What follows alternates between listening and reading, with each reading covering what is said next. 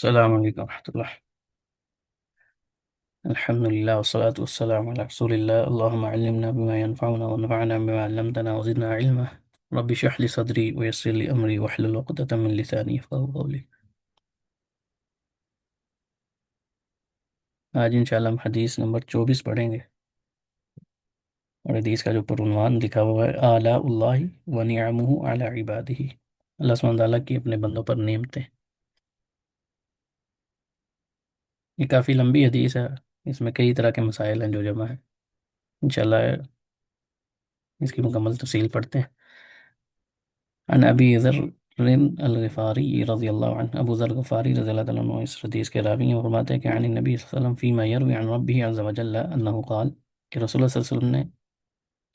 یعنی وہ رسول اللہ صلی اللہ علیہ وسلم سے بیان کرتے ہیں، رسول اللہ صلی اللہ علیہ وسلم نے اللہ سبحانہ تعالیٰ سے بیان کیا عن ربہ عز وجل۔ تو یہ جو حدیث ہوتی ہے اس کو کہتے ہیں حدیث قدسی، جس میں رسول اللہ صلی اللہ علیہ وسلم حدیث جو ہے نا وہ اللہ تعالیٰ کی طرف اس کا انتساب کرتے ہیں کہ اللہ تعالیٰ نے ایسے کہا۔ اللہ سبحانہ تعالیٰ نے کیا فرمایا، یا عبادی، اے میرے بندو، انی حرمت الظلم علی نفسی، میں نے ظلم کو اپنے اوپر حرام قرار کر دیا، وجعلتہ بینکم محرما، اور میں نے اسے تمہارے درمیان بھی حرام قرار دیا، فلا تظالموا، اور تم آپس میں ظلم نہ کرو۔ یا عبادی، اے میرے بندو، کلکم ضال، تم سب کے سب کیا گمراہ، الا من ہدیتہ، سوائے اس کا جس کو میں ہدایت دے، فاستہدونی، بس تم مجھ سے ہدایت طلب کرو، اہدکم، میں تمہیں ہدایت دوں گا۔ یا عبادی کلکم جائعین، تم سب کے سب کیا ہیں بھوکے، الا من اطعمتہ، سوائے اس کے جس کو میں کھانا کھلا دوں، فاستطعمونی، بس تم مجھ سے کھانا طلب کرو، مجھ سے مانگو کھانا، اطعمکم، میں تمہیں کھانا دوں گا، میں تمہیں کھلاؤں گا۔ یا عبادی، اے میرے بندو، کلکم عار، تم سب کے سب کیا تھے ننگے، تم سب کیا ہو ننگے بے لباس، الا من کسوتہ، سوائے اس کے جس کو میں لباس پہناتا، فاستکسونی، پس مجھ سے لباس طلب کرو، او اکسکم، میں تمہیں پہناؤں گا۔ یا عبادی، اے میرے بندو، انکم تخطئون باللیل والنہار، اے میرے بندو، تم دن اور رات گناہ کرتے ہو، غلطیاں کرتے ہو، وانا اغفر الذنوب جميعا، اور میں سارے گناہ معاف کرتا ہوں، فاستغفرونی، بس تم مجھ سے مغفرت طلب کرو، اغفر لکم، میں تمہیں معاف کر دوں۔ یا عبادی، اے میرے بندو، انکم لن تبلغوا ضری او ضری فتضرونی، تم مجھے کوئی ضرر نہیں پہنچا سکتے، یعنی تم ضرر تک پہنچو اور مجھے کوئی نقصان پہنچا لو، یہ نہیں ہو سکتا۔ ولن تبلغوا نفعی فتنفعونی، اور نہ ہی تم میرے نفع تک پہنچ سکتے ہو کہ تم مجھے کوئی نفع پہنچاؤ، یعنی نہ تو تم کوئی نفع دے سکتے ہو، نہ مجھے کوئی نقصان دے سکتے ہو، کیونکہ اصل میں نفع دینے والی ذات بھی اللہ سبحانہ تعالیٰ کی ہے، اور نقصان دینے والی ذات، نفع نقصان کس کے ہاتھ میں ہے؟ اللہ سبحانہ تعالیٰ کے۔ تو اللہ تعالیٰ کیا کر رہے ہیں؟ اللہ تعالیٰ فرماتا ہے کہ اے میرے بندو، تم نہ مجھے کوئی نقصان پہنچا سکتے ہو، نہ تم مجھے کوئی نفع دے سکتے ہو۔ یا عبادی لو ان اولکم، اے میرے بندو، اگر اگر ان اولکم و آخرکم، تمہارا پہلا جو سب سے پہلا تھا وہ بھی، وہ آخرکم جو سب سے آخر میں ہوگا وہ، انسکم، اور تمہارے تمام انسان، و جنکم، اور تمہارے تمام جن جو ہے وہ کیا ہو جائیں، کانوا علی اتقى قلب رجل واحد منکم ما زاد ذلك فی ملکی شیئا، یعنی تمہارا سب سے پہلا انسان اور سب سے آخر والا، وہ انسان ہو یا جن ہو، سارے کے سارے مل کے کس کی طرح ہو جائے، علی اتقى قلب رجل واحد، جو تم میں سب سے زیادہ متقی ہے نا اس کی طرح ہو جائے، ما زاد ذلك فی ملکی شیئا، تو میری جو بادشاہت ہے اس میں کسی چیز کی کوئی اضافہ نہیں ہوگا، یعنی سارے کے سارے کیا بن جائیں۔ اتقى رجل کون ہوتا ہے؟ انبیاء ہوتے ہیں، یعنی جو تمہارے سارے کے سارے نے، چاہے وہ جن ہے یا انسان ہے، سب کے سب کیا بن جائے، انبیاء کی مانند ہو جائے، جو سب سے زیادہ اللہ تعالیٰ سے ڈرنے والے ہیں، تقوی والے لوگ ہیں، اس شخص کی مانند ہو جائے جو سب سے زیادہ اللہ سے ڈرتا ہے۔ تو اللہ تعالیٰ کی بادشاہت میں یا اللہ کی جو ملکیت ہے اس میں کوئی فرق ہوگا؟ کوئی فرق نہیں ہوگا، کسی قسم کا کوئی اضافہ نہیں ہوگا۔ یہ ہماری حیثیت ہے، جو بندے یہ سمجھتے ہیں کہ ہم بڑے نیک ہیں اور ہم پتہ نہیں کیوں احسان کر رہے ہیں کسی کے اوپر، ہم یہ کہہ رہے ہیں تو اللہ ہمیں کیوں نہیں ایسے دے رہا۔ تو یہ اللہ تعالیٰ نے کیا جواب دیا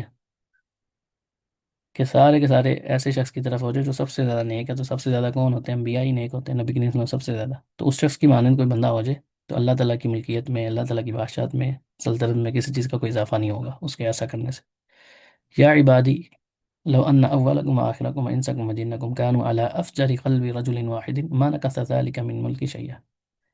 اے میرے بندو، اگر تمہارا سب سے پہلا اور سب سے آخر، تمہارے جن اور تمہارے انس، سارے کے سارے اس شخص کی طرح ہو جائیں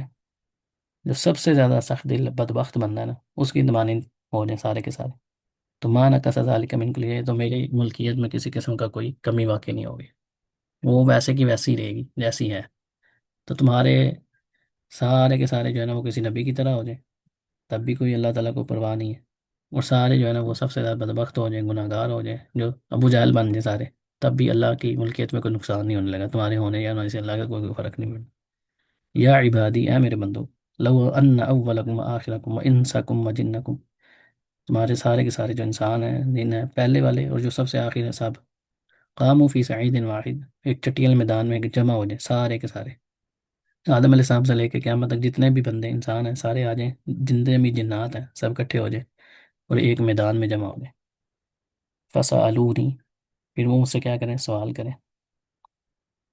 فأعطیت کل انسان مسألته، اور ہر انسان کو جو بھی اس نے سوال کیا نا، جو اس نے مانگا میں اس کو دے دوں. ما نکث ذلك مما عندي الا كما ينقص المخيط اذا ادخل البحر، تو میرے خزانوں میں اتنی بھی کمی واقع نہیں ہوگی جتنی کسی سوئی کو آپ سمندر میں ڈال کے باہر نکال لیں، جتنی اس میں واقع ہوتی کمی، اتنی بھی کمی واقع نہیں ہو. یہ میں نے اس لیے میں ابھی وہ کلاس کے آخر میں بھی میں بتانے لگا تھا اس کی حدیث کی، تو ٹائم ختم ہو گیا تھا. آج کی جو حدیث ہے نا، وہ آپ یوں سمجھ لیں کہ اگر اس حدیث کو صحیح طرح سمجھ کے آپ پڑھ لینا، انسان کے اتنے مسئلے حل ہو سکتے ہیں جو ہماری زندگیوں میں فکریں ہیں، غم ہیں، پتہ نہیں کیا کیا ہم سوچتے رہتے ہیں، عبادات کے معاملات ہمارے صحیح ہو سکتے ہیں سارے. ابھی اس حدیث کا ان الفاظ پہ غور کریں، بھی ہم دوبارہ اس کو پڑھیں گے متن کو، کیونکہ کچھ لوگ بعد میں آئے ہیں، کہ اللہ تعالیٰ فرما رہے ہیں کہ تمہارا پہلا یعنی آدم علیہ السلام کو لگا لیں جو سب سے پہلے انسان ہے، اور آخر حکم جو سب سے آخر میں آئے گا، جو سب سے آخر میں انسان آئے گا، وہ جن اور انسان سارے کے سارے ایک چٹیل میدان میں جمع ہو. فعطیت کل انسان مسئلہ تھا، اور میں ہر انسان کو جو اس نے مانگا وہ اس کو میں دے دوں. ہر انسان کی ذری بات اپنی اپنی، کسی کو کچھ چاہیے کسی کو کچھ چاہیے، جو جس نے مانگا وہ جن ہے یا انسان ہے، ہر بندے کو اس کی منہ مانگی چیز اس کو مل جائے. تو اللہ تعالیٰ فرماتے ہیں میرے خزانوں میں ما نقص ذلک من عندی، یعنی میرے پاس جو چیز ہے نا اس میں سے اتنی کمی بھی واقع نہیں ہوگی جتنی مخیت یعنی سوئی کو بولتے ہیں، اذا ادخل البحر، جب اس کو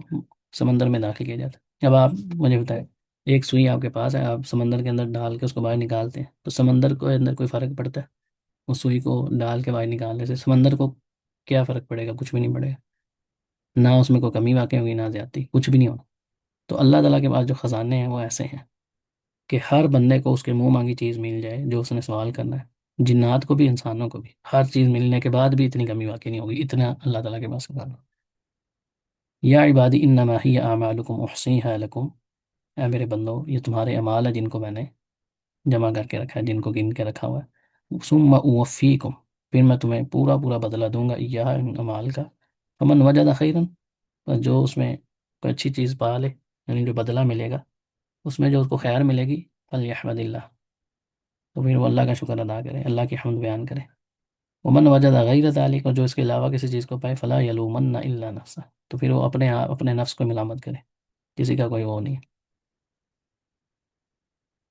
اللہ اکبر.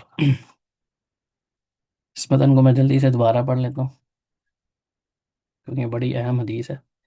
ابو ذر غفاری رضی اللہ عنہ فرماتے ہیں کہ نبی کریم صلی اللہ علیہ وسلم نے اللہ سبحانہ تعالیٰ سے اس روایت کو کیا، یعنی یہ حدیث قدسی ہے، اس کو کہتے ہیں حدیث قدسی. ایک ہے کہ صحابی کہتے ہیں میں نے اللہ کے رسول سے سنا، اللہ کے رسول نے یہ فرمایا، لیکن یہاں پہ خود اللہ کے رسول کہہ رہے ہیں کہ اللہ تعالیٰ نے یہ فرمایا، تو اس کو کہتے ہیں حدیث قدسی،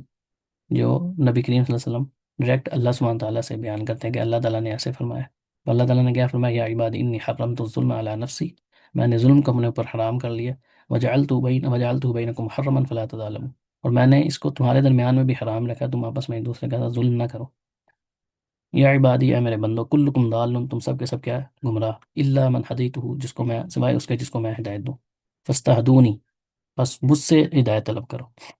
توحید کو ذرا سیکھیں، توحید کیا چیز ہے،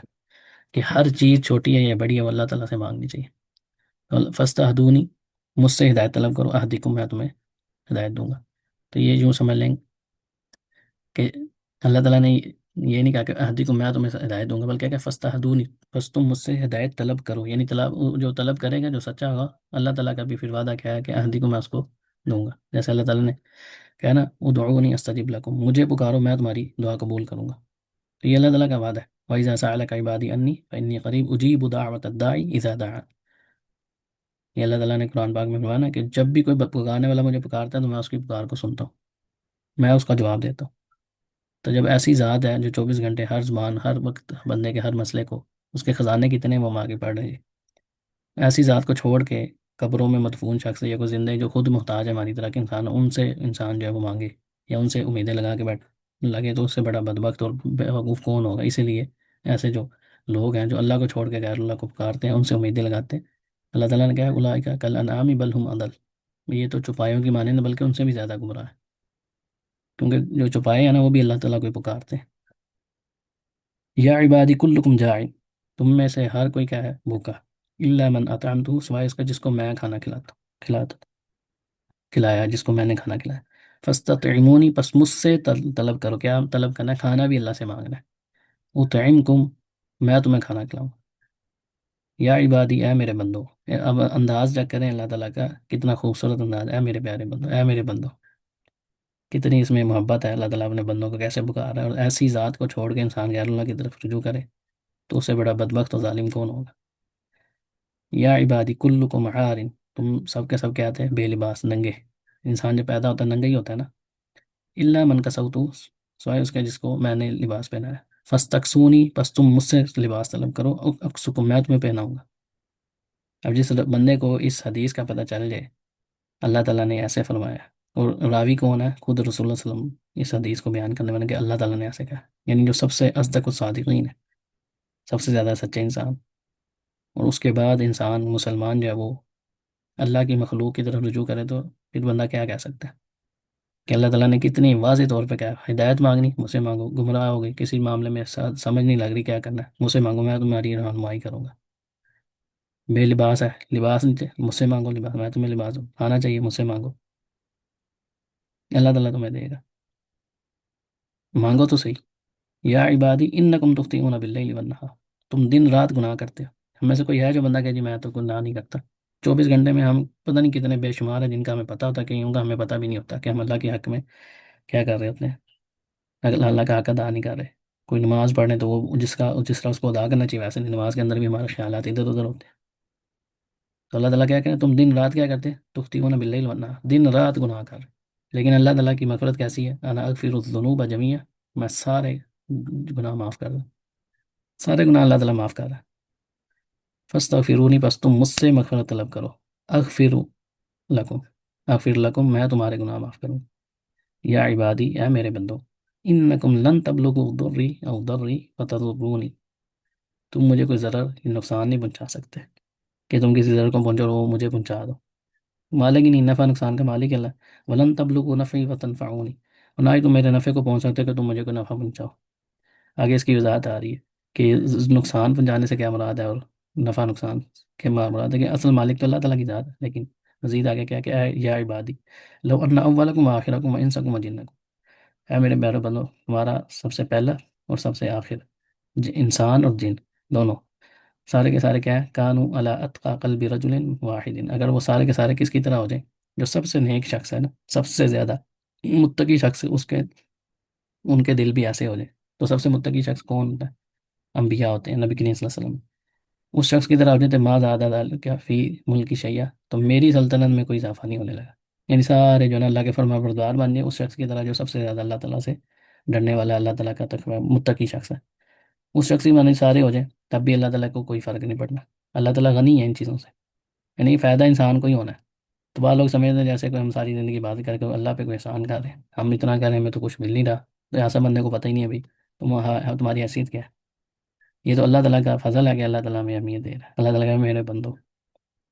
تو اللہ تعالیٰ فرما رہے ہیں کہ سارے کے سارے پہلا اور آخری انسان جو ہے نا وہ سب سے متقی ہو جائے تب بھی میری ملکیت میں، میری بادشاہت میں، میری سلطنت میں کوئی اضافہ نہیں ہوگا اس کے یہ حساب کرنے سے، پیدا اسی کو ہی ہونا ہے۔ یا عبادی لو ان اولکم واخرکم وانسکم وجنکم كانوا علی افجر قلب رجل واحد ما نقص ذلك من ملک شیئا، اور سارے جو ہے نا اس بدبخت شخص کی طرح ہو جائیں جو سب سے زیادہ گناہ گار ہے، سب سے زیادہ بدبخت ہے، حاضر ہے، اس شخص کے دل کی طرح سب کے دل ہو جائیں، تب بھی اللہ تعالیٰ کا فرمانا کا تھا کہ من کل شيء من ملکی شیء، میری سلطنت میں کوئی کمی واقع نہیں ہونے لگی. یعنی کوئی بندہ کہ جی بڑا اللہ تعالیٰ کو ہمارے مال کا فائدہ، اللہ کو کوئی ضرورت ہی نہیں ہے، اللہ غنی ہے. واللہ غنی الحمید.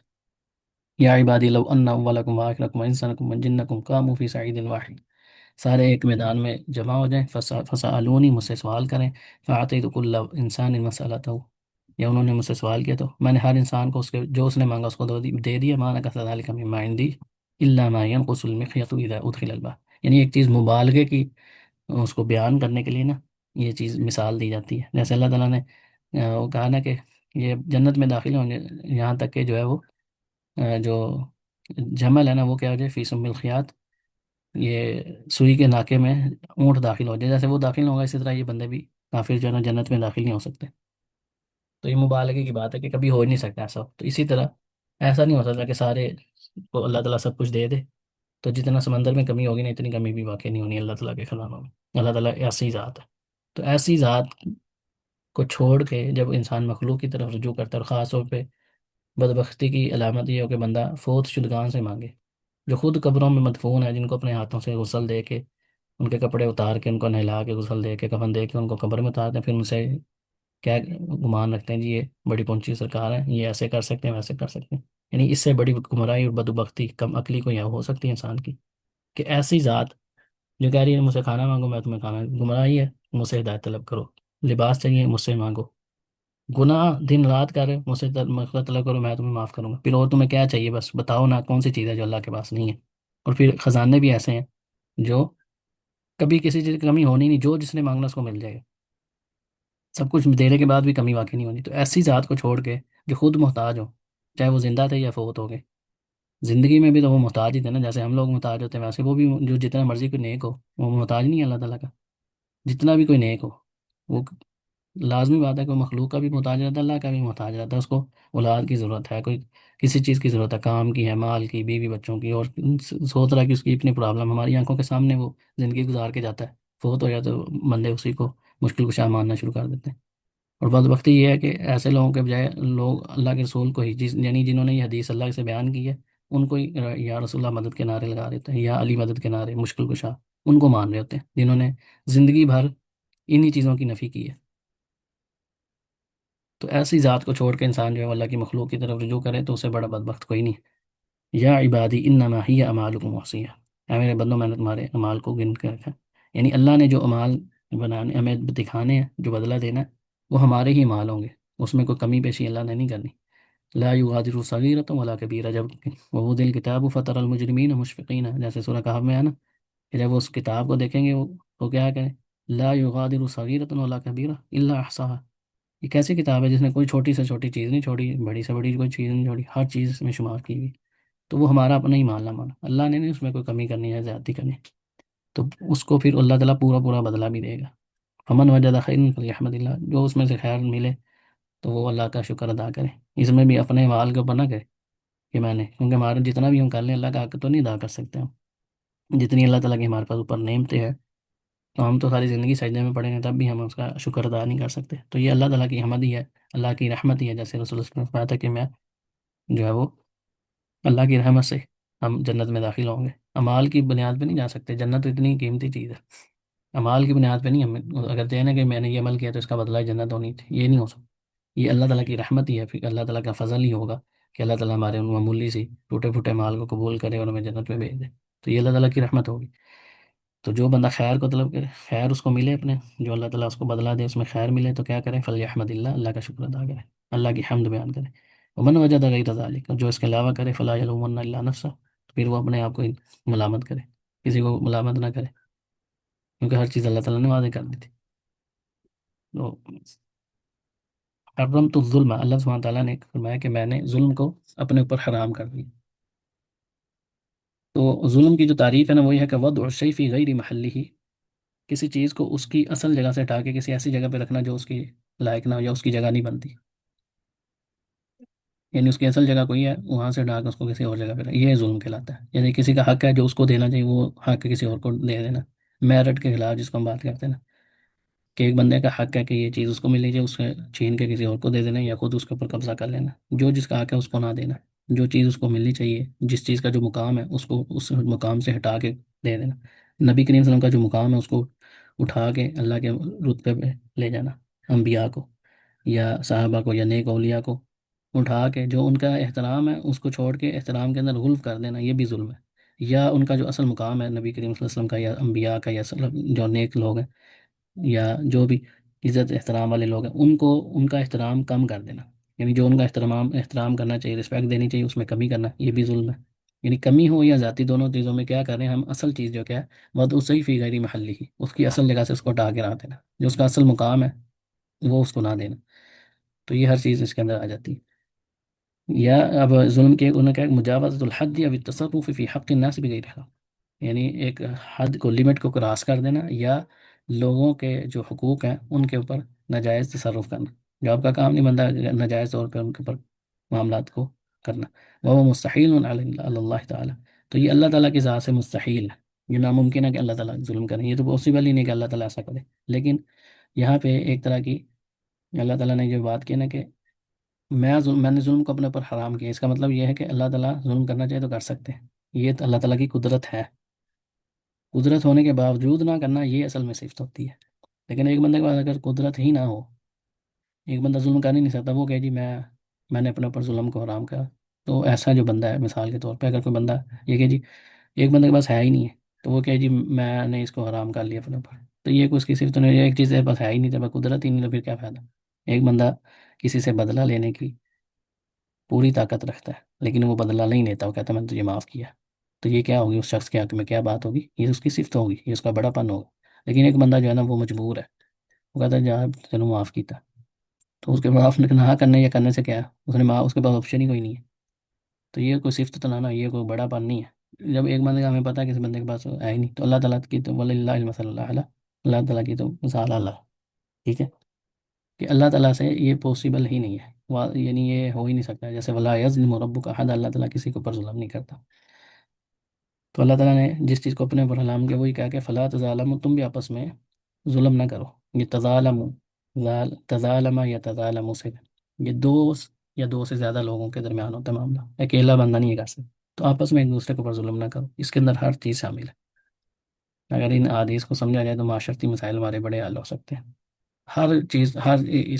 ان الفاظ کو جو ہے نا آپ ہر جگہ پہ فٹ کر سکتے ہیں، گھروں کے اندر بھی کر سکتے ہیں، آفس میں، کمپنی میں، اور ملکی لیول پہ جو حکمران یا رعایا ہے، صرف حکمران ہی ظالم نہیں ہوتے، جو رعایا ہوتی ہے وہ بھی ظالم ہوتی ہے، وہ بھی حکمرانوں کا جو حق ہوتا ہے وہ ادا نہیں کر رہی ہوتی، یعنی میں بعض بات یہ ہوتا ہے کہ جو کمپنی کے ملازمین ہوتے ہیں نا وہ خود ہی ظالم ہوتے ہیں، وہ جو ان کمپنی کا حق ہے وہ صحیح طرح سے ادا نہیں کر رہے ہوتے، تو جو کمپنی والے ظلم کر رہے ہیں وہ تو ان کو نظر آ رہا ہوتا ہے، وہ ساری دنیا میں کر رہی ہوتی ہے، تو دونوں طرف سے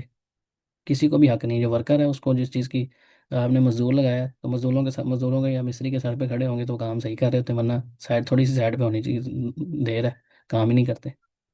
تو یہاں پہ وہ کیا ظلم کر رہے ہیں، اب وہ خود تو نہیں، وہ بہت بڑی تو نہیں ہے لیکن کیا ہے، وہ مزدوری پوری لے رہے ہوں گے لیکن ظلم کیا کر رہے ہیں، کام نہیں کر رہے جس چیز کی انہوں نے مزدوری لی ہے، تو یہاں پہ وہ جو غریب طبقہ ہے وہ ظالم ہے، اور کہیں پہ اس کے برعکس ہو رہا ہوتا ہے کہ غریب طبقہ جو ہے وہ محنت پوری کر رہا ہے، جو مزدوری دینے والا وہ اس کو تنخواہ پوری نہیں دے رہا، تنخواہ کے اندر ڈنڈی مار رہا ہے۔ اسی طرح جو گھروں کے معاملات ہیں اس میں آپ اس کو فٹ کر سکتے ہیں، کہیں پہ ساس کے اوپر باتیں ہو رہی ہیں، وہ بہو کے ساتھ اچھا سلوک نہیں کر رہی، کہیں پہ بہو جو ہے وہ نہیں کر رہی، کہیں پہ دونوں ایک دوسرے کے معاملات خراب کر رہے ہیں، کہیں پہ بیٹا والدین کے حقوق اولاد نہیں دے رہی، اولاد کے حق میں والدین ظلم کر رہے ہوتے ہیں، تو یہ ہر طرح کا ظلم اللہ تعالیٰ نے حرام قرار دیا، تو یہ تو ہر بندے کی اپنی بات ہے نا کہ وہ اس حدیث کو ذہن میں رکھے اور اس پہ عمل کرے۔ دوسری جگہ دال کا مطلب یہ ہوتا ہے کہ جو گمراہ ہو، جس کو حق کا پتہ نہ ہو، گمراہ ہو جانا، کسی راستے سے بھٹک جانا، تو اللہ تعالیٰ کی جو شریعت ہے اس سے غافل ہونا، اس سے یہاں پہ مراد ہے، تو اللہ من ہدیت ارشدت الی ما جاء بالرسل ووفقت الیہ، یعنی اللہ تعالیٰ ہدایت دیتے ہیں، لیکن اللہ تعالیٰ کیا بھیجتے ہیں، رسولوں کو بھیجتے ہیں، کتابوں کو نازل کرتے ہیں، تو یہ اللہ تعالیٰ کی ہدایت ہی ہے کہ اللہ تعالیٰ نے آپ کو کتاب نازل کر دی، اس میں ہر خیر کا بھی بتا دیا، شر کا بھی بتا دیا، اب آپ کی اپنی مرضی ہے کہ آپ نے کس راستے کو اختیار کرنا۔ فاستہدونی، تو ہدایت کس طرح ملنی، یہ بھی یعنی ہدایت پانے کے لیے جیسے کتاب پڑھنا ضروری ہے، اسی طرح اللہ سے مانگنا بھی ضروری ہے کہ مجھ سے ہدایت کو طلب کرو، میں تمہیں حق کا راستہ دکھاؤں گا۔ سعید واحد، جیسے میں نے پہلے کہا کہ ایک چٹیل میدان ہو، سارا ایک ہی میدان میں سارے جمع ہو جائیں، سب کے سب مانگیں اللہ تعالیٰ سے۔ محیت ہوئی، جیسے میں نے کہا سوئی کو کہا جاتا ہے ابرا، آج کی عام جو زبان ہے اس میں الابرا بولا جاتا ہے، ابراتن سوئی کو کہا جاتا ہے۔ محسی حالکم، یعنی میں تم اس کو شمار کرتا ہوں تمہارے لیے، میرے علم میں ہے، میرے جو فرشتے ہیں اللہ تعالیٰ کے، وہ ذریعہ بات ہے کہ 24 گھنٹے انسان کے ساتھ ہوتے ہیں، وہ لکھتے رہتے ہیں۔ موفیکم، تو اللہ تعالیٰ اپنی شان کے مطابق اللہ تعالیٰ اعمال کا بدلہ دے گا۔ جیسے کہ بہت زیادہ کرم والا بندہ ہوتا ہے نا، تو وہ جب بدلہ دیتا ہے تو وہ اس کے عمل یا جو اس نے مزدوری کی تو اس کے مطابق اس کو نہیں اجر دے رہا ہوتا۔ نہیں تو دنیا میں بھی ہوتا ہے، جو خاندانی بڑے لوگ ہوتے ہیں وہ کبھی بھی یہ نہیں ہوتا کہ اگر کسی نے 100 روپے کا کام کیا تو وہ 100 روپے ہی اس کو دیتے ہیں، وہ زیادہ دیتے ہیں۔ وہ کہتے ہیں یہ ہمارا ہمارا ابا اجداد سے یہ چیز چلتی آ رہی ہے، اور ایسے لوگوں کو کہا جاتا ہے بڑا یار کریم ہے، کرم، بڑا جود و سخا کا مالک ہے۔ تو جو اللہ سبحانہ تعالیٰ جو ساری کائنات کا مالک ہے، وہ اس کے خزانوں میں جیسے پور بڑا کہ ساروں کو دینے کے بعد بھی اتنی کمی نہیں ہوتی۔ جو دنیا میں ہے جتنا مرضی کو مالدار ہو، اس کے مال میں کمی تو ہوتی ہے، تو اللہ کے مال میں تو کبھی ہونی نہیں، خزانے اللہ تعالیٰ کے پاس ایسے ہی۔ تو اللہ سبحانہ تعالیٰ جب دے گا تو اللہ تعالیٰ اپنی شان کے مطابق دے گا، خالی صرف جنت ہی کسی کو دے دینا، یہی یہی بہت بڑا اللہ تعالیٰ کا انعام ہوگا، صرف جنت میں داخل ہونا۔ جو کم سے کم جنتی ہے، جیسے حدیث میں آتا ہے کہ آخری جو جنتی ہوگا نا، وہ بڑی دلچسپ حدیث ہے۔ تو کہے گا کہ مجھے بس نا جہنم سے نکال دو، اللہ تعالیٰ کہے گا ٹھیک ہے، پھر کہے گا بس تھوڑا سا وہ جو درخت نظر آ رہا ہے اس کے قریب کر دو، وہاں کرے گا، پھر وہ کرے، تو اللہ تعالیٰ جب اس کو جنت میں آخری جنتی کو ڈالے گا تو دنیا کے 10 گنا بڑی جنت اس کو دے گا۔ تو وہ اللہ سے کہے گا تم مجھ سے مذاق کر رہے ہو؟ اللہ تعالیٰ سے ہی آخری جو جہنمی، جس کو جہنم میں سزا کاٹ کے اس کو نکال کے جنت میں ڈالا جائے۔ تو یہ تو اللہ تعالیٰ کا فضل ہے کہ اللہ تعالیٰ کسی کو اس کے اعمال کا پورا پورا بدلہ دے۔ تو جو اللہ تعالیٰ ہوگا، اللہ تعالیٰ اپنے شان کے مطابق اللہ تعالیٰ کرے گا، جیسے ہمارے ساتھ دنیا میں ہو رہا ہے کہ اگر ہمارے اعمال کے اوپر ہو تو کوئی بھی بندہ بچے نہ، اگر ہمارے اعمال کو دیکھا جائے تو۔ لیکن یہ اللہ تعالیٰ کا فضل ہے کہ اللہ تعالیٰ ہمارے دن رات گناہوں کی وجہ اس کے باوجود ہمیں سارا کچھ دے رہا ہے۔ اب اس حدیث میں جو مسائل ہیں ان کی طرف آتے ہیں کہ ان من الحدیث ما یرویہ الرسول صلی اللہ علیہ وسلم عن ربہ ویقال له الحدیث القدسی۔ یہ میں نے جیسے شروع میں کہا نا کہ جو نبی کریم صلی اللہ علیہ وسلم خود حدیث بیان کریں کہ اللہ تعالیٰ نے ایسا فرمایا، اس کو حدیث قدسی کہا جاتا ہے۔ جیسے ہم کہتے ہیں حدیث نبوی، تو یہ حدیث قدسی ہوتا ہے وہ روایت، وہ حدیث جس کو اللہ کے رسول راوی بن کے اللہ کی طرف سے بیان کریں کہ اللہ تعالیٰ نے ایسا فرمایا۔ اس میں جو عام حدیث ہیں وہ تو یہ ہوتا ہے کہ الفاظ اور معنی نبی کریم صلی اللہ علیہ وسلم کی طرف سے ہوتے ہیں، ہمارا کہتے ہیں کہ الفاظ جو ہیں وہ نبی کریم صلی اللہ علیہ وسلم کے ہوتے ہیں، معنی اللہ تعالیٰ کی طرف سے ہوتا ہے۔ لیکن جو حدیث قدسی ہوتی ہے، اس میں اور قرآن پاک میں جو فرق ہے اہل علم نے بیان کیا ہے نا، یہ کہ قرآن پاک جو ہے نا اس کو پڑھنے کی جو ہے نا وہ اس کو عبادت کے طور پہ پڑھا جاتا ہے۔ جیسے ہم کوئی بھی قرآن پاک کا حرف پڑھیں گے تو کتنی نیکیاں ملتی ہیں؟ ایک حرف پڑھنے پہ 10 نیکیاں ملتی ہیں۔ لیکن حدیث قدسی کے بارے میں ایسا نہیں ہے، حالانکہ ہے وہ بھی اللہ کا کلام ہی ہے، کیونکہ رسول اللہ صلی اللہ علیہ وسلم نے کہا کہ اللہ تعالیٰ نے ایسے فرمایا، تو سب سے سچے جو راوی ہیں انہوں نے اللہ تعالیٰ سے کہا۔ حالانکہ قرآن پاک کو جبریل کے واسطے سے رسول اللہ صلی اللہ علیہ وسلم تک پہنچا ہے، لیکن حدیث قدسی کے بارے میں اللہ تعالیٰ نبی کے میں فرمایا کہ اللہ نے ایسے کہا۔ تو یا تو یہ ہوتا ہے کہ اللہ تعالیٰ اس کے معنی جو ہے رسول اللہ صلی اللہ علیہ وسلم کو سکھاتے ہیں اور رسول اللہ صلی اللہ علیہ وسلم اپنے الفاظ میں بیان کرتے ہیں، یا یہ ہے کہ الفاظ اور معنی دونوں اللہ تعالیٰ کے ہوتے ہیں۔ بہرحال قرآن پاک میں اور اس میں بنیادی فرق یہی ہوتا ہے کہ قرآن پاک کو اللہ تعالیٰ نے چیلنج دیا دنیا کو کہ اس جیسی کوئی ایک صورت بنا کے لے، حدیث قدسی کے بارے میں ایسا نہیں کہا۔ دوسرا یہ ہوتا ہے کہ قرآن پاک کی جو تلاوت ہے اس کو باقاعدہ ثواب کی نیت سے کیا جاتا ہے۔ ایسا نہیں کہ حدیث قدسی جو ہم حدیثیں پڑھیں اس میں ثواب نہیں ہو، لیکن جو باقاعدہ ثواب قرآن پاک کے بارے میں ہے کہ ایک حرف پڑھنے میں 10 نیکیاں، وہ حدیث قدسی کے بارے میں نہیں ہے۔ اور تیسرا یہ فرق ہوتا ہے کہ قرآن پاک کو نماز میں پڑھا جاتا ہے، اور بلکہ بعض جیسے سورہ فاتحہ ہے اس کے بغیر نماز ہی نہیں ہوتی، لیکن حدیث قدسی کو ہم قرآن پاک کی طرح نماز میں نہیں پڑھ سکتے۔ چوتھا جو فرق ہے وہ یہ ہے کہ قرآن پاک کو بالمعنی نہیں پڑھا جا سکتا ثواب کی نیت سے، یعنی اس کا معنی بیان کر دیا جائے، یعنی ان کے جو الفاظ ہیں اسی طرح ہی ہم نے آگے بیان کرنا ہے۔ لیکن جو حدیث قدسی ہے اس کو بالمعنی بھی بیان کیا جاتا ہے کہ اللہ تعالیٰ نے ایسا فرمایا، اس کا یہ معنی ہے، یعنی بالضبط اگر کسی کو یہ الفاظ نہیں ہے تو اس کا مفہوم انسان بیان کر سکتا ہے، لیکن قرآن پاک کا مفہوم آپ اس کو قرآن سمجھ کے نہیں کر سکتے، یا اس کی معنی کو نہیں کر سکتے ایسے بیان، جیسے ہے اس کو ویسے ہی بیان کرنا پڑے گا۔ تو یہ کچھ بنیادی فرق ہیں جو قرآن پاک میں اور حدیث قدسی میں ہوتا ہے۔ اور دوسرا یہ ہوتا ہے کہ جیسے اس میں حدیث قدسی کے اندر جیسے دیگر حدیث ہے نا کہ بھئی اس میں حدیث ضعیف ہے جو رسول اللہ صلی اللہ علیہ وسلم سے ثابت نہ ہو، یا بعض موضوع من گھڑت روایتیں ہوتی ہیں جن کو حدیث قدسی کا نام دیا جاتا ہے کہ اللہ نے ایسے فرمایا، حالانکہ وہ حدیث ہوتی نہیں ہے۔ تو قرآن پاک کے اندر ایسے کوئی معاملہ نہیں ہوتا کہ کوئی بندہ کہ جی یہ آیت ہے اور یہ اللہ قرآن پاک کی آیت ہے، ایسا نہیں ہوتا۔ حدیث قدسی میں یہ چیز بھی تفریق ہوتی ہے جو حدیث کی کتب میں تفصیل موجود ہے اس کی۔ دوسرا اس حدیث سے ہمیں پتہ چلتا ہے کہ اللہ سبحانہ تعالیٰ کی رحمت اپنے بندوں پر کس قدر عظیم ہے، کہ اللہ تعالیٰ اپنے بندوں سے کتنی محبت کرتا ہے۔ اللہ کا جو مخاطب کرنے کا انداز ہے اس کو اگر ہم دیکھیں، یا عبادی، اس کے اندر بھی اللہ تعالیٰ کی رحمت ہے، اے میرے پیارے، اے میرے بندو۔ تو یہ بڑا ہی، جیسے ہم کہتے ہیں یا ابنی، اے میرے بیٹے، اے میری پیاری بیٹی، اے میری بیٹی، تو اس میں انسان کیا کر رہا ہوتا ہے؟ اپنے بیٹے سے پیار کا اظہار کر رہا ہوتا ہے۔ تو اللہ تعالیٰ کی محبت اور رحمت اس کے اندر ہمیں ملتی ہے اس حدیث سے۔ اسی طرح اللہ تعالیٰ نے ظلم کو جو اپنے اوپر حرام کیا، یہ اللہ سبحانہ تعالیٰ کے کمال عدل کی دلیل ہے، کہ جب ظاہری بات ہے جب اللہ نے کہا کہ میں نے ظلم کو حرام کیا اپنے اوپر، تو اس کا برعکس معنی کیا بنے گا؟ مخالف، جس کو ہم کہتے ہیں مفہوم مخالفہ، کیا بنے گا؟ کہ اللہ تعالیٰ انتہا درجے کا عادل ہے،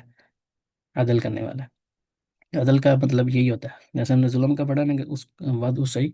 فی غیر محلی، کہ کسی چیز کو اس کی اصل جگہ سے ہٹا کے کسی دوسری جگہ پہ جو اس کا مقام نہیں ہے وہاں پہ رکھنا، تو عدل یہ ہوتا ہے کہ جو کسی کا مقام ہے، جو جس کا حق ہے وہ اس کو دینا، یہ عدل ہوتا ہے۔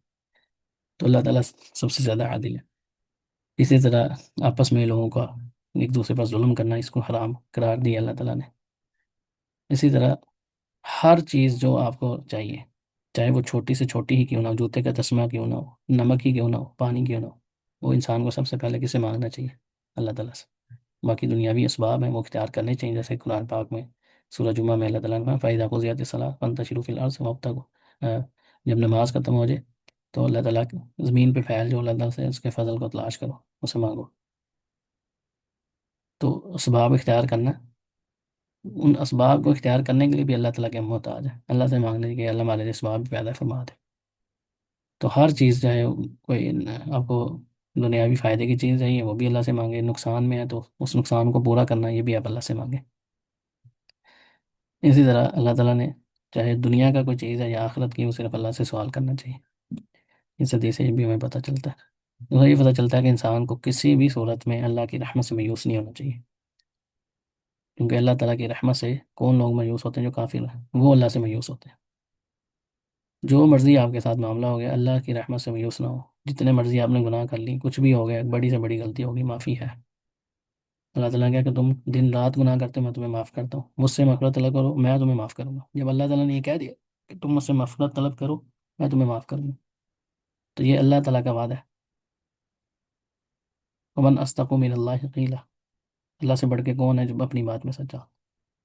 تو جب آپ دعا کریں اللہ تعالیٰ کہ اللہ تو نے مجھے کہا کہ میں تمہیں ہدایت دوں گا، میں تم سے ہدایت طلب کروں، میں تم سے معافی مانگوں یا اللہ، انہوں نے کہا کہ میں تمہیں معاف کروں گا، مجھے معاف فرما دیں، مجھ سے فلاں غلطی ہوگی۔ تو اللہ تعالیٰ کو اللہ کے ناموں کا واسطہ دیں، اللہ کے غفور رحیم ہونے کا واسطہ دیں۔ اسی طرح اللہ تعالیٰ کی جو بادشاہت ہے اس کا ہمیں اس حدیث سے پتہ چلتا ہے کہ وہ کتنی عظیم ہے، اس کا ہم ویسے امیجن بھی نہیں کر سکتے۔ میں اکثر آپ کو بات بتاتا ہوں، ایک تحسین اللہ خان ہے فیس بک پہ، ان کی کتاب بھی ہے ستاروں سے آگے، ابھی کچھ عرصہ پہلے ہی چھپی ہے۔ تو وہ سائنسی جو معاملات ہیں ان پہ وہ لکھتے رہتے ہیں۔ تو ابھی کل بھی انہوں نے ایک ویڈیو شیئر کی ہوئی تھی، میرا دل کیا میں ہو سکتا ہے میں اپنے کو ڈاؤن لوڈ کر کے نا گروپ میں شیئر کروں گا۔ تو اللہ تعالیٰ کی جو سلطنت ہے وہ کتنی بڑی ہے، کہ اس کائنات کی وہ جو ابھی کچھ سیٹلائٹس ہیں نا، ان کی تصویریں ویڈیو کی شکل میں آئی ہیں، تو وہ کتنی زیادہ جو ہے نا، وہ ہمیں ایسا لگ رہا ہے چھوٹے چھوٹے نقطے چمکتے ہوئے ستارے ہیں، لیکن وہ کہہ رہے ہیں ہر ستارہ جو ہے نا ایک کہکشاں ہے، اور ہر کہکشاں کے اندر کم از کم بھی 1 ارب یا 100 ارب، 1 ارب نہیں، 100 ارب یعنی 1 خرب ستارے موجود ہیں جو ہماری زمین سے زیادہ ہیں، ایک کہکشاں کے اندر۔ اور وہ اتنا زیادہ تھا نا، انہوں نے ویڈیو نشر کی، میں گروپ میں شیئر کروں گا مجھے ملتی ہے۔ یعنی انسان جتنا مرضی بھی سوچ لینا، ہم اللہ تعالیٰ کی کائنات کا احاطہ نہیں کر سکتے۔ یہ صرف کائنات کا چھوٹا سا حصہ ہے جو ہمیں تصویری شکل میں، ویڈیو کی شکل میں سامنے آ رہا ہے۔ کائنات کتنی وسیع ہے اس کا ہمیں پتہ ہی نہیں ہے، ہم ساری زندگی بھی سوچ رہے ہیں تب بھی نہیں کر تو اللہ اکبر، اللہ ہر چیز سے بڑا بھی ہے، ان سب سے بڑا ہے۔ تو اللہ تعالیٰ کے پاس اتنے خزانے ہیں۔ تو اب تو سائنسدان بھی بعض ستاروں یا سیاروں کے بارے میں کہتے ہیں کہ فلاں سیارے پہ صرف ہیرے ہیں، فلاں سیارے جو ہے نا وہ صرف برف ہی برف ہے، فلاں سیارے پہ فلاں چیز ہے، یعنی جو سیاروں کی ان کے پاس تصویریں آتی ہیں اس سے وہ آئیڈیا لگاتے ہیں۔ تو یہ جو ہم پڑھ رہے ہیں نا کہ اللہ تعالیٰ نے کہا کہ میرے پاس اتنے خزانے کے سب کچھ دے بھی دوں، تب بھی اتنی کمی واقع نہیں ہوگی کہ سوئی نکال کے سمندر سے جتنی ہوتی ہے۔ تو ہر نفع نقصان کا مالک اللہ سبحانہ تعالیٰ ہے۔ اسی طرح اس حدیث سے ہمیں یہ بھی پتہ چلتا ہے کہ اللہ سبحانہ تعالیٰ نے اپنے بندوں کو اپنی اطاعت کے اوپر اس کو ترغیب دلائی ہے، اور گناہ سے انسان کو بچنا چاہیے، سوچنا چاہیے کہ وہ کس کی نافرمانی کر رہا ہے، اور یہ یاد رکھے کہ ہر چیز آپ کی جو ہے نا وہ ریکارڈ ہو رہی ہے، ہر چیز، چھوٹی ہے یا بڑی ہے، معمولی ہے یا غیر معمولی، جو مرضی آپ کر رہے ہیں ہر چیز آپ کی ریکارڈ ہو رہی ہے، اور آپ سے اس کا بدلہ ملے گا۔ وہ آپ کی مرضی ہے کہ آپ نے اپنے اس رجسٹر کے اندر کیا لکھوانا ہے، جس نے جو لکھوانا ہے اس نے خود ہی لکھوانا ہے، کسی نے نہیں کہ اس میں کسی اور نے اس کے اندر کوئی چینجنگ کرنی ہے، کچھ بھی نہیں ہوگا۔ تو اس سے یہ بھی ہے کہ انسان کو ایسے اعمال اختیار کرنے چاہیے، ایسے اسباب کو اختیار کرنا چاہیے جو انسان کی اطاعت میں اضافہ کرے، یا جو گناہوں کی مغفرت ہے اس میں ایک تو یہ ہے کہ ڈائریکٹ اللہ سے معافی مانگنا، یا ایسے اعمال کرنا جو گناہ کو معاف فرمانے والے ہیں۔ یعنی ایک تو یہ ہے نا کہ گناہ ہوا، اللہ سے معافی مانگ لی،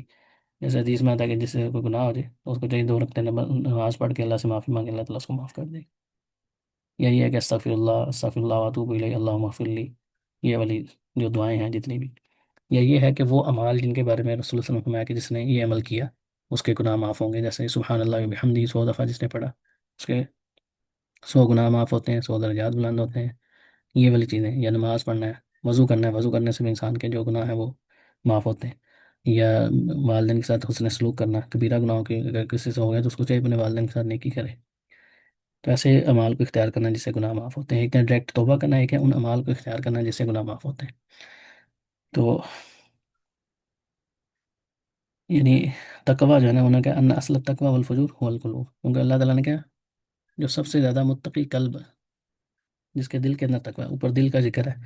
تو اصل جو تقوی کی جگہ ہے نا وہ دل ہی ہے، جیسے ایک حدیث میں بھی آتا ہے کہ صلی اللہ علیہ وسلم نے اپنے سینے کی طرف اشارہ کر کے کہا التقوی ہا ہونا، کہ تقوی یہاں پہ ہے۔ تو تقوی کا تعلق انسان کے دل کے ساتھ ہوتا ہے۔ ظاہری انسان نے بڑے بڑے حلیے ایسے بنائے ہوتے ہیں، بڑا نیک نظر آ رہا ہوتا ہے لیکن اندر سے وہ شیطان ہوتا ہے۔ تو انسان کے اچھے اور برے ہونے کی جو اصل چیز ہے تقوی کا، وہ دل ہی ہوتا ہے کہ وہ فاجر ہے یا نیک ہے۔ اسی طرح اللہ سبحانہ تعالیٰ کا اپنی مخلوق سے غنی ہونا، کہ اللہ کس قدر لاپرواہ، اللہ تعالیٰ کو اللہ تعالیٰ بے پرواہ ہے، اللہ تعالیٰ کو کسی چیز کی ضرورت نہیں ہے۔ سارے نیک بن جائے تب بھی اللہ کی ملکیت میں کوئی اضافہ نہیں ہونے، سارے فاجر ہو جائیں تب بھی کوئی فائدہ نہیں، کوئی نقصان نہیں اللہ تعالیٰ کی اس میں۔ اسی طرح دنیا اور آخرت میں اللہ تعالیٰ جو فائدہ اس کو ملے گا وہ اللہ تعالیٰ کی حمد بیان کرنا ہے کہ یہ اللہ تعالیٰ کا اس کے اوپر رحمت اور فضل ہے، اور اگر وہ مال میں اس کے برعکس کسی چیز کو پائے تو وہ اپنے آپ کو ملامت کرے۔ اللہ تعالیٰ سے دعا ہے اللہ تعالیٰ ہمیں جو کچھ سنا اور سنایا اس پہ اخلاص کے ساتھ عمل کی توفیق دے۔ بارک اللہ لی ولکم ولسائر المسلمین، سبحانک اللہم وبحمدک، نشہد ان لا الہ الا انت، نستغفرک ونتوب الیک، وصلی اللہ علی نبینا محمد وعلی آلہ وصحبہ اجمعین۔ السلام علیکم ورحمۃ اللہ وبرکاتہ۔